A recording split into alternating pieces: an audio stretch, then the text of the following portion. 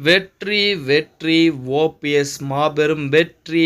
நண்பர்களே, நம்ம போடக்கூடிய வீடியோக்கள் உங்களுக்கு பிடிச்சிருக்கு அப்படின்னா ஒரு லைக் பண்ணுறதுக்கு மட்டும் மறந்துடாதீங்க. அதிமுகவிலிருந்து வெளியேற்றப்பட்ட பின்பு ஓபிஎஸ் பல்வேறு விதமான போராட்டங்களை நடத்தியிருக்கிறார். சட்ட போராட்டங்கள் முழுமையாக ஓபிஎஸ் கை கொடுத்ததா அப்படின்னு பார்த்தா கை கொடுக்கல. இப்பொழுதுதான் ஓபிஎஸ்ஸின் பக்கம் அதிர்ஷ்டம் என்பது அடிக்க ஆரம்பித்தது. அதாவது ஓபிஎஸ் அவர்களுக்கு தற்சமயம் நீதிமன்றத்தின் மூலமாகவும் தேர்தல் ஆணையத்தின் மூலமாகவும் ஒரு ஆதரவான குரல் என்பது தீர்ப்பு என்பது வந்து கொண்டிருக்கிறது. அப்படிலாம் இப்போ ஓபிஎஸ் அவர்கள் அதிமுகவிலிருந்து வெளியேற்றப்பட்ட பின்பு பார்த்தீங்கன்னா எடப்பாடி பழனிசாமி பொதுச் செயலாளரே கிடையாது அப்படின்னு வழக்குகள் பொதுச் செயலாளர் வழக்கு இருக்கிறார். அதுக்கடுத்து 2026 வரைக்கும் நான் தான் ஒருங்கிணைப்பாளர் அப்படிங்கிறார்.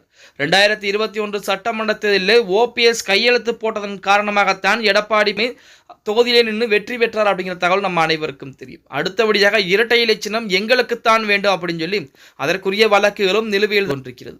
இப்படிப்பட்ட ஒரு சூழலில் 2026 சட்டமன்ற தேர்தல் என்பது தற்போதிருந்தே தேர்தல் களம் என்பது சூடுபிடிக்க ஆரம்பிச்சிருச்சு சொல்லியாகணும்.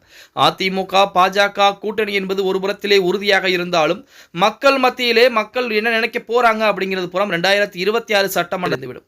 அதற்கு முன்பாக அதிமுகவில் எந்த விதமான பிரச்சனைகளும் வந்துவிடக் கூடாது. அதாவது இரட்டை இலை சின்னத்தை முடக்குவதோ அல்லது இரட்டை இலை சின்னம் ஓபிஎஸ்ஸின் பக்கம் பொதுச்செயலாளர் வழக்குகள் ஓபிஎஸ்க்கு சாதகமாக அமைவதோ இந்த மாதிரி எந்ததும் நடந்துவிடக் கூடாது அப்படிங்கிறதுல எடப்பாடி பழனிசாமி மிகவும் கவனமாக இருந்து கொண்டிருக்கிறார்.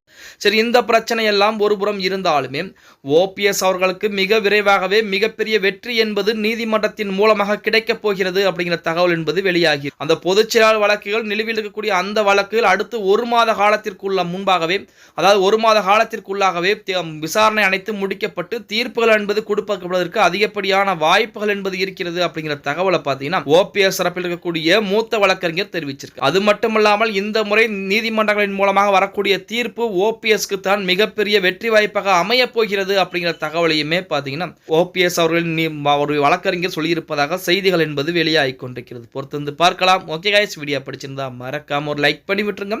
அப்படி இந்த வீடியோ ஃப்ரெண்ட்ஸ் அண்ட் ஃபேமிலிக்கும் ஒரு ஷேர் பண்ண மறந்துடாதீங்க.